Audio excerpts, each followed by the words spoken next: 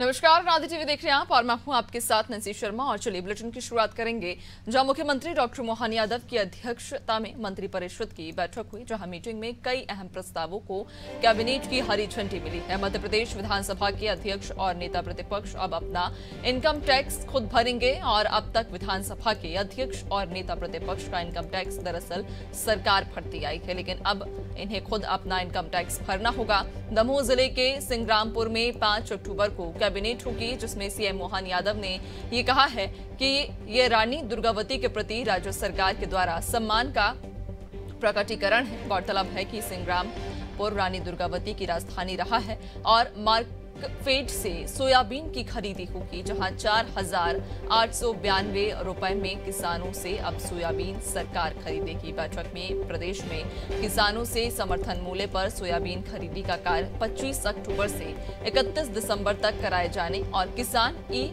Procurement portal पर 25 सितंबर से 20 अक्टूबर तक पंजीयन कराने को मंजूरी दी गई है। इसके लिए 1400 उपार्जन केंद्र बनाए जाएंगे। वहीं 159.13 करोड़ से विधायकों के 102 आवास भी बनेंगे। इधर सरकार ने इसके साथ ही एमएलए रेस्ट हाउस को तोड़कर 102 नए विधायक आवास बनाने का भी फैसला किया है और इसके लिए 159 करोड़ रुपए की मंजूरी दी गई है। इधर कैबिनेट में शिप्रा और कान्हा नदी डायवर्जन पर भी चर्चा हुई है और अब कान्हा नदी डायवर्जन पर 919 करोड़ रुपए खर्च होंगे। कान्हा नदी को डायवर्ट कर गंभीर नदी में डैम के पास मिलाया जाएगा। इससे शिप्रा में कान्हा नदी का गंदा पानी नहीं मिलेगा। वहीं 2 नदियों कान्हा और पार्वती को जोड़ने का काम भी किया जाएगा। पहले ये योजना 479 करोड़ रुपए की थी और अब इसकी लागत 919 करोड़ रुपए हो गई है।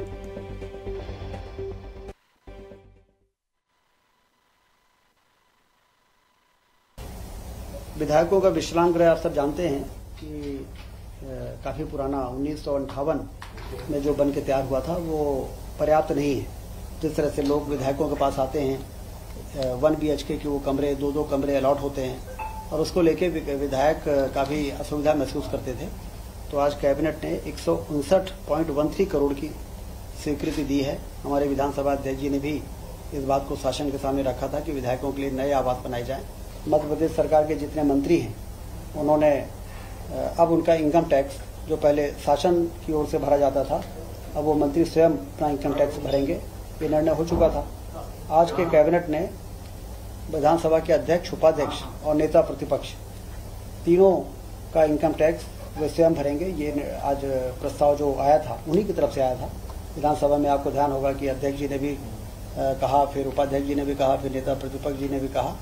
तो इनका इनकम टैक्स भी अब वो स्वयं भरेंगे। उज्जैन में जिले की कान नदी पर कान डायवर्जन क्लोज डक्ट परियोजना की भी रिवाइज सैंक्शन आज कैबिनेट ने दिया है, पुनरीक्षित प्रशासकीय स्वीकृति। मूल रूप से यह योजना पहले 479 करोड़ की थी, जो अब बढ़ के 919 करोड़ हो रही है। इस योजना में एक महत्वपूर्ण काम निर्णय मतलब पक्ष ये है, 2 पर्पज इससे पूरे हो रहे हैं और शिप्रा को निर्मल रखने में भी मदद मिलेगी। तो इसलिए आज कैबिनेट ने महत्वपूर्ण फैसला करते हुए इसकी लागत को जो 919 करोड़ रुपए हो रही है उसको मंजूरी देने का काम किया।